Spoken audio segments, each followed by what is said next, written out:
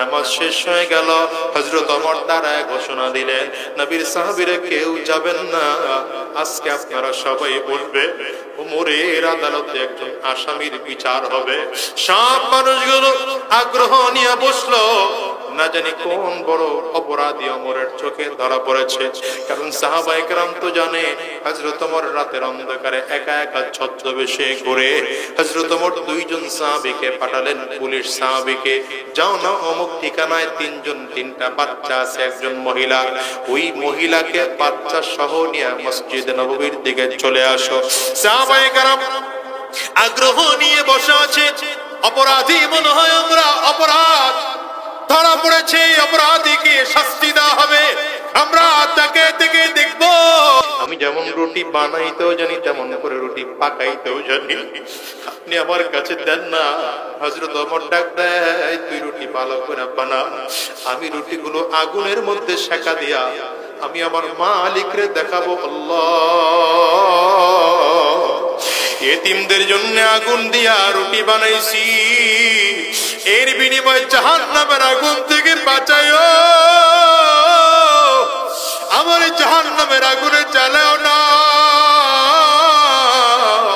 হযরত ওমর চমৎকার করে রুটি বানা দুই ছেলেরে, দুই বাচ্চারে দুই কোলের দুই পাশে বসায়া নিজে ধরে ধরে গোশত লাগায় লাগায় সুন্দর করে রুটি খাওয়ায়।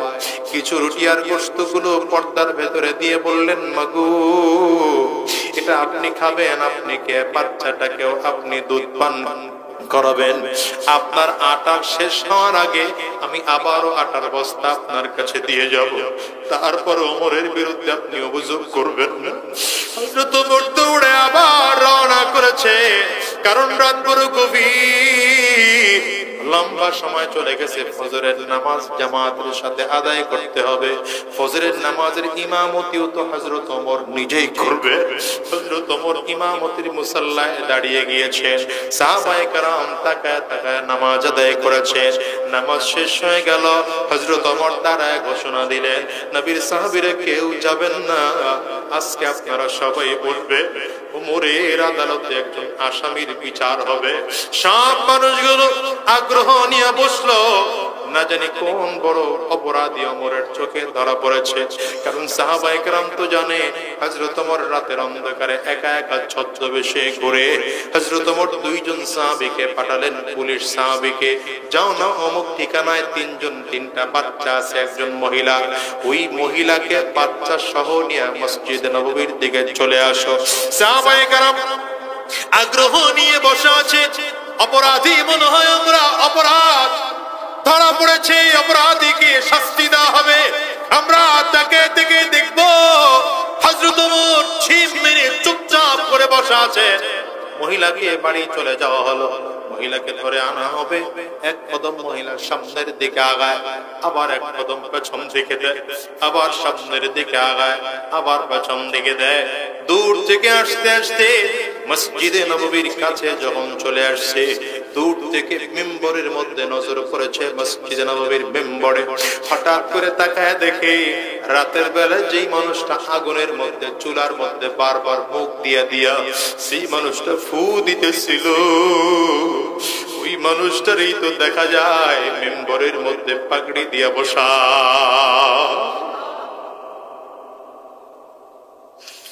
মহিলার বুঝতে আর বাকি নাই, আরে তাইলে কালকে রাত্রিবেলা এটা তো এমন ছিল, এই তো আমিরুল মুমিনিন খলিফাতুল মুসলিমিন, আমার অজান্তেই না জানি খলিফাতুল মুসলিমিন রে কত কি বইলা ফেলাইছি, আমার না জানি কি শাস্তি হয়ে যায়।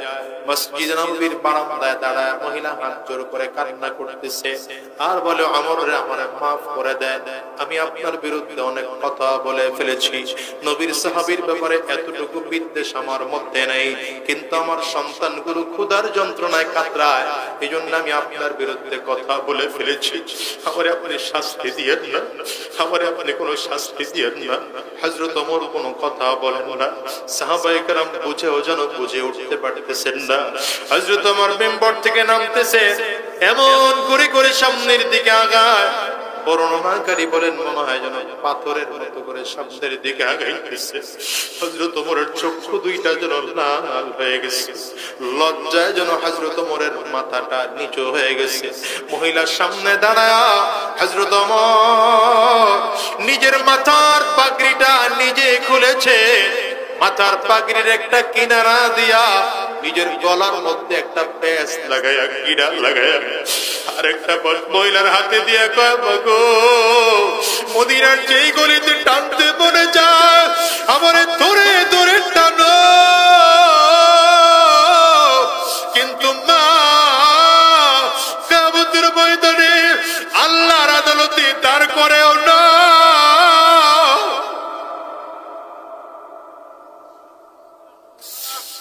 মহিলা আশ্চর্য হয়ে গেল, ওমর কি বলেন আপনার আমি শাস্তি দেওয়ার ক্ষমতা রাখি না। হযরত ওমর কয়, তাইলে আমার এতটুকু অভয় দেয়, এতটুকু ওয়াদা দাও কিয়ামতের ময়দানে আমার বিরুদ্ধে অভিযোগ দিবা না, আল্লাহর সামনে দাঁড়ায় আমার বিরুদ্ধে অভিযোগ দিবা না। যুবক রে কি করে তোরে বোঝাবো বল না ভাই, ইসলাম যদি এদেশে কায়েম হয় কত শান্তি এদেশটা হয়ে যাবে বলো। ইসলাম যদি এদেশে কায়েম হয়ে যায় একজন মানুষের না খেয়ে থাকবে না। এই দেশে যদি ইসলাম কায়েম হয়ে যায় চুরি এই দেশের মধ্যে থাকবে না। ইসলাম যদি এই দেশের মধ্যে কায়েম হয়ে যায় কোন চিন্তায় রাজানি চাঁদাবাজি ধর্ষণ থাকবে না।